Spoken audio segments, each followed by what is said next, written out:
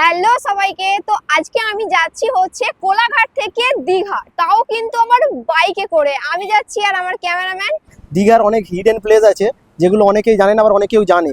তো আমরা দীঘার টপ 10 যে প্লেসগুলো আছে সেগুলো তোমাদের সামনে তুলে ধরার চেষ্টা করব, যাতে তোমরা যে যে সময় দীঘাতে আসবে তোমাদের কাছে অনেকটা কমফোর্টেবল হয়, যে ভালো ভালো জায়গাগুলো খুঁজে বার করা আরও ইজি হয়ে ওঠে তোমাদের কাছে।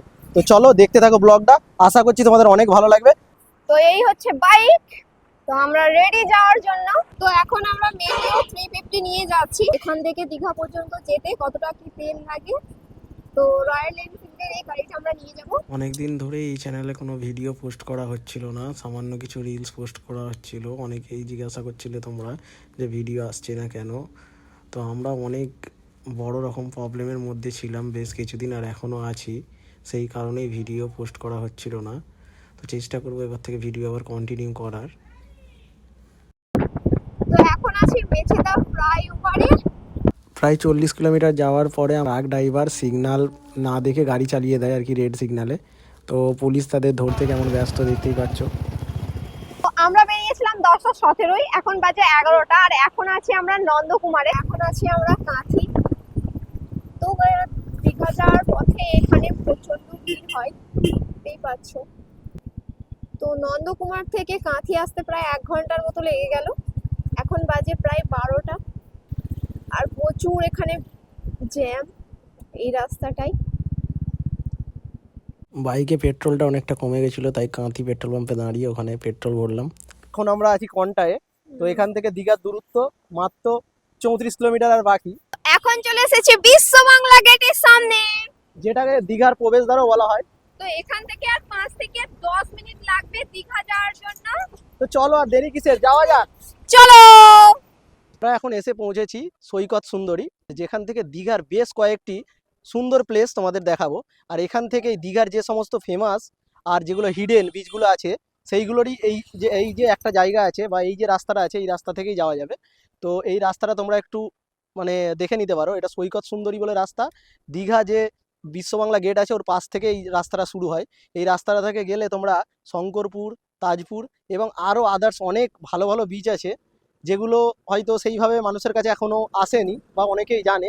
সেই বীজগুলো আমি তোমাদের সামনে তুলে ধরবো ড্রোনের মাধ্যমে, আর সুন্দর সুন্দর ফুটেজ। তোমরা অবশ্যই বলবে কেমন লাগলো। চলো। সৈকত সুন্দরী থেকে আমরা যাচ্ছিলাম, ঠিক আছে। তো নাইকালি একটা ব্রিজ আমরা দেখতে পেলাম, খুব সুন্দর একটা জায়গা, ঠিক আছে। এটা অবশ্যই তোমাদের দেখানো উচিত আমার মনে হয়, সেই জন্য আমি গাড়িটা দাঁড় করালাম এখানে। দাঁড়িয়ে তোমাদের ফুটেজটা আমি দেখাবো অবশ্যই ড্রোনের মাধ্যমে, এটা রিলসে দেখতে পাবে।